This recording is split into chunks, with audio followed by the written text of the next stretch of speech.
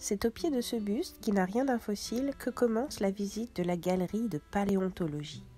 Prenez le temps d'écouter ce qui suit. Ainsi, vous comprendrez mieux ce lieu unique, son histoire, mais aussi ce qu'il raconte. Le buste est celui d'Albert Gaudry, le concepteur de la galerie de paléontologie. Professeur de paléontologie au muséum, il a pour mission de réunir les collections de fossiles alors dispersées dans les autres départements du jardin des plantes.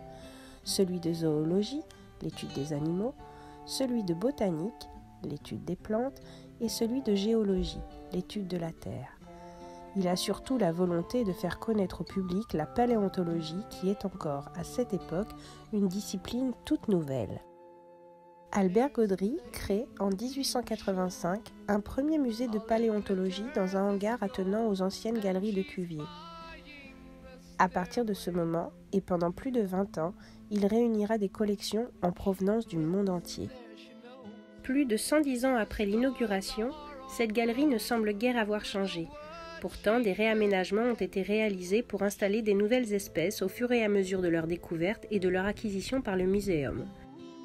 Diplodocus en 1908, Allosaurus en 1976, Carnotaurus en 2012. À l'inauguration, les seuls grands spécimens présents étaient le Dinocéras, le Megatherium et le mammouth de Durfort, un os fondateur de la découverte d'un fémur de mastodonte à la naissance de la paléontologie. Aujourd'hui, on sait que ce fémur est celui d'un mastodonte, mais à l'époque de sa découverte aux États-Unis vers 1739, cet animal n'était pas encore connu. Le fémur a alors été envoyé au Jardin des Plantes pour y être étudié par Louis-Jean-Marie Daubenton, qui le compare à deux autres fémurs de la collection, celui d'un mammouth de Sibérie et celui de l'éléphant de Louis XIV, et en conclut qu'ils appartiennent tous trois à un même groupe d'animaux, celui des éléphants. Cette trouvaille pousse à croire qu'il existait des espèces inconnues, et met ainsi fin aux croyances sur l'origine des grands os pétrifiés attribués à d'hypothétiques demi-dieux et autres géants.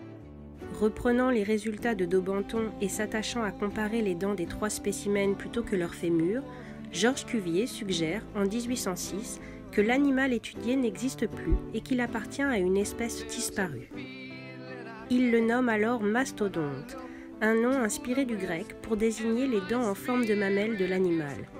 Cuvier confirme alors ce que Daubenton avait pressenti un demi-siècle plus tôt, l'existence d'animaux et de plantes aujourd'hui disparus, mais dont on retrouve des vestiges çà et là à la surface du globe. On appelle ça des fossiles.